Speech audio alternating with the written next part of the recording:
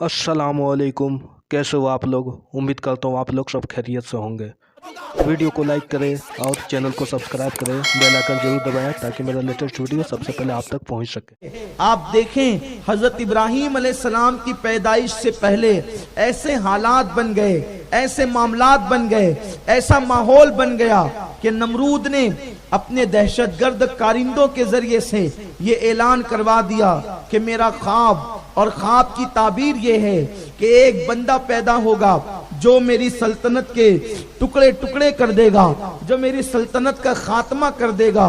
उसने अपने ख्वाब की ताबीर अपने नजूमियों से पूछी। हैरत की बात यह है, खुद को खुदा कहने वाला इतना भी इल्म नहीं रखता था कि उसे अपने खुद के ख्वाब की ताबीर मालूम हो। उसने ख्वाब देखा नमरूद ने और ताबीर पूछने के लिए नजूमियों को बुलाया, तो वो अल्लाह ने उसको भी बयान किया कि क्या वो भी खुदा हो सकता है जिसे खुद अपने ख्वाब की ताबीर ही ना मालूम हो। अरे खुदा तो वो होता है जो ख्वाब दिखाता भी है, उसकी ताबीर भी जाहिर फरमाता है, उसके इल्म भी बंदों को अता करता है। लेकिन वो नमरूद अपने आप को खुदा कहता था और खुदा कहलवाता था। बेचारे लोग उसके हाथों मजबूर होकर, जिन्हें कोई चारा ही कार न था, वो लोग चाह कर भी न चाह कर भी उसको सजदे करते थे। और वो था इंसान, अल्लाह अकबर। लेकिन उसके ख्वाब की ताबीर ने उसे बेचैन किया कि अल्लाह का एक पैगंबर पैदा होने वाला है और अल्लाह का नबी पैदा होकर मेरी सल्तनत के टुकड़े कर देगा, खात्मा कर देगा, मेरी खुदाई के टुकड़े कर देगा। इससे पता चला कि नबी की पैदाइश ऐसे रवा रमी में नहीं हो जाती, नबी की पैदाइश ऐसे चलते फिरते नहीं हो जाती, बल्कि नबी वो होता है कि जब वो पैदा भी नहीं होता तो अल्लाह दुश्मनों के जरिए भी डंके बजवाता है और दोस्तों के जरिए भी डंके बजवाता है। अच्छा, जब नबी पैदा नहीं होता तो नबी की पैदाइश से पहले, नबी की पैदाइश से पहले दुश्मन भी डंके पीटते हैं, लेकिन पैदाइश के बाद दुश्मन डंके नहीं पीटते। पैदाइश के बाद तो जश्न दोस्तों ही मनाया करते हैं, इसलिए कि पैदाइश से पहले ख्वाब दिखा करके उनको ख्वाब से बेदार किया जाता है। तो जाहिर सी बात है वो परेशान होते हैं, तो वो कहते हैं हम नबी को पैदा होने नहीं देंगे। गोया के हर दुश्मने नबी को खतरा है कि नबी की विलादत ना होने पाए। तो जब पैदा नहीं हुए थे तो दुश्मनों का प्लान था नबी को पैदा होने नहीं देंगे, और जब नबी पैदा हो गए तो अब दुश्मनों को खतरा यह है कि विलादत मनाने नहीं देंगे। ये सबसे बड़ा मसला है। लेकिन अल्लाह को पैदा करना मकसूद, उसने पैदा किया और उसको जश्न मनाना मकसूद। तो ऐसे बंदे भी पैदा कर दिए कि जो अपना माल मनाल सब खर्च करते हैं नबी की मिलाद पर और नबी की आमद के जश्न भी मनाते हैं। तो जनाब खलीलुल्लाह अलैहिस्सलाम की विलादत से पहले हालात ऐसे पैदा हुए। नमरूद ने कहा नबी पैदा नहीं होना चाहिए, और उसके लिए उसने बहुत ज्यादा एहतमाम किया कि जो मर्द इस काबिल हैं कि उनके बच्चे पैदा हो सकते हैं वो अपनी औरतों के करीब न जाएं, और जो बच्चे पैदा हों उन लड़कों को कत्ल कर दिया जाए। इसी से मिलता जुलता मामला जनाब मूसा अलैहिस्सलाम का भी है। लेकिन हजरत इब्राहीम अलैहिस्सलाम की अम्मी जान जब उनके शिकम में इब्राहीम अलैहिस्सलाम तशरीफ लाए, तो चूंकि ये बात हया की है लेकिन इशारा करके गुजरना चाहता हूं। जब बच्चा मां के पेट में आता है तो नजर आता है कि शिकम में बच्चा है, लेकिन जब नमरूद के दहशतगर्द कारिंदे कुत्तों की तरह घूमने लगे गलियों में कि जिस औरत के पेट में बच्चा हो देखने पर ही पता चल जाएगा कि बच्चा है, लेकिन इब्राहीम अलैहिस्सलाम जब मां के पेट में थे तो वो पेट बड़ा नहीं, इब्राहीम अलैहिस्सलाम के आने के बाद भी नहीं बढ़ा। अल्लाह का नबी गोया के आम इंसानों की तरह दुनिया में नहीं आता है, वो माँ के पेट में भी आता है तो लोगों को पता नहीं चलता कि नबी माँ के पेट में तशरीफ ला चुका है, माँ के पेट में नबी की आमद हो चुकी है। और जब विलादत इब्राहीम का वक्त आया तो आपकी अम्मी जान ने उनके वालिद जनाब तारक इब्ने नाखूर को साथ में लिया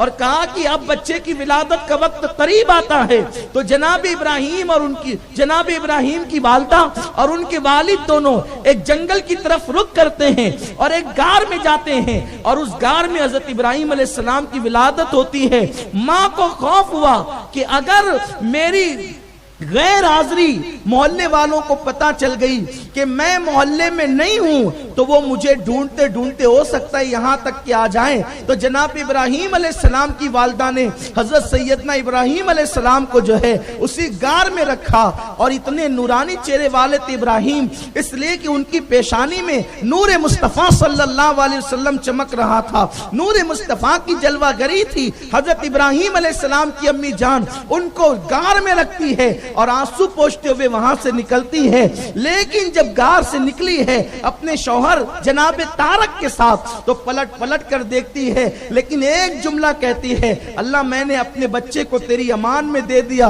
और ये कहकर के पलट कर जाती है। और जब 3 दिन के बाद इब्राहिम अलैहिस्सलाम की अम्मी जान वापस लौटी जंगल में तो ख्याल ये था कहीं मेरे बच्चे को दरिंदे तो नहीं ले गए, कहीं मेरे बच्चे को शेर और चीते तो नहीं ले गए, कहीं मेरे बच्चे को भेड़िया तो नहीं ले गया। इसलिए कि ये वो दरिंदे हैं जिनकी बू इंसान की बू जिनके नाक में आती है और ये इंसान को चीर फाड़ खाते हैं। लेकिन जब 3 दिन के बाद सैयदना इब्राहिम अलैहिस्सलाम की अम्मी जान उस गार में पहुंची तो क्या मंजर देखा कि शेर, चीते, भेड़िए, दरिंदे उस गार के इर्द गिर्द चक्कर लगा रहे हैं। लेकिन जब चक्कर लगाते देखा माँ की ममता तड़प गई। मुझे खौफ जिस बात का था कहीं वही वाकया और हादसा ना हो गया हो। मैंने पहले ही सोचा था कि दरिंदों को बू आती है इंसान की, वो मेरे बच्चे को खा ना जाए। लेकिन जैसे ही वो इर्द गिर्द चक्कर लगा रहे थे हजरत इब्राहिम अलैहिस्सलाम की वालिदा से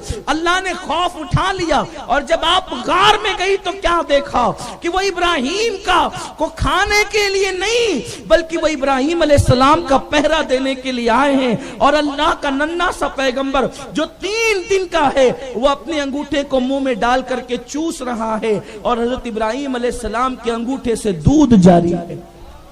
ये अल्लाह के नबी की शान है। आपने मां का दूध नहीं मिल सका तो अपना अंगूठा चूसा और अल्लाह ने अल्लाह के नबी को अंगूठे से दूध पिलाया, उनके अंगूठे से दूध जारी हुआ। ये हजरत इब्राहिम अलैहिस्सलाम मां ने छुपा छुपा करके 11 या 13 साल तक उसी गार में रखा इब्राहिम अलैहिस्सलाम को। हजरत सैयदना इब्राहिम अलैहिस्सलाम उसी गार में 11 या 13 साल तक रहे, क्योंकि नन्ना सा बच्चा बस्ती में ले जाऊंगी तो नमरूद पूछेगा कि मेरे ऐलान के बाद ही ये बच्चा पैदा हुआ है, मेरे बच्चे को कत्ल न करा दे। तो 11 या 13 साल की उम्र आपकी गार में हुई। सोचो अल्लाह के नबी ने कैसे इम्तिहान के साथ जिंदगी गुजारी। गार में रहे 11 या 13 साल तक, जबान पर कभी शिकायत भी नहीं आई, कभी शिकवा भी नहीं आया। हजरत इब्राहिम अलैहिस्सलाम ने 11 या 13 साल की उम्र में कहा अम्मी मुझे शहर में तो लेकर के चलो, मुझे बस्ती में तो लेकर के चलो। माँ ने फिर हजरत इब्राहिम अलैहिस्सलाम के कहने पर उन्हें बस्ती में ले गई। जब बस्ती में गए तो लोगों को यूं लगा कि ये कितना खूबसूरत जवान है। आप थे 11 या 13 साल की उम्र के, लेकिन चूंकि अल्लाह के नबी थे तो आप उस उम्र में भी जवान लड़के लगते थे। तो लोगों ने देखा बड़ा खूबसूरत है, लोग जमा हो गए, चचा जमा हुआ, कुछ लोगों ने रिश्तेदार जमा हुए। जब सब जमा हो गए तो इब्राहिम अलैहिस्सलाम ने बड़ी सादगी से कहा लोगों मैं अपने रब को पहचानना चाहता हूं, मेरा रब कौन है, बताओ मेरा रब कौन है। सब मालूम है, इसलिए कि नबी वो होता है जो अल्लाह की तरफ से सीख करके आता है। नबी को किसी के पास सीखने नहीं जाना पड़ता, नबी को किसी के पास जो है शागिर्दी इख्तियार नहीं करनी पड़ती अपने जैसे इंसान के साथ। अरे जिसने दूध अंगूठे में जारी कर दिया उस अल्लाह ने क्या ना सिखाया होगा अपने इब्राहिम को। लेकिन चूंकि अगर आप आकर डायरेक्ट कौम के सामने जो है तकरीर शुरू करते तो कौम कहती है वही है जिसका ख्वाब नमरूद ने देखा था। तो आपने बात हिकमत से शुरू की, फरमाया लोगों मुझे अपने रब की तलाश है, बताओ मेरा रब कौन है।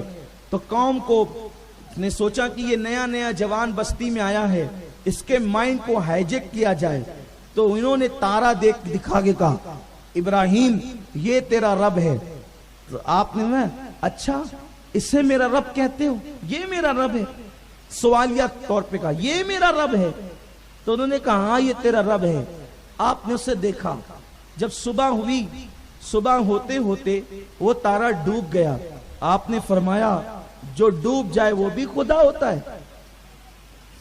अरे जो डूब जाए वो भी खुदा होता है। अरे आसमान में डूबने वाला भी खुदा नहीं होता, दरिया में डूबने वाला खुदा कैसे हो सकता है?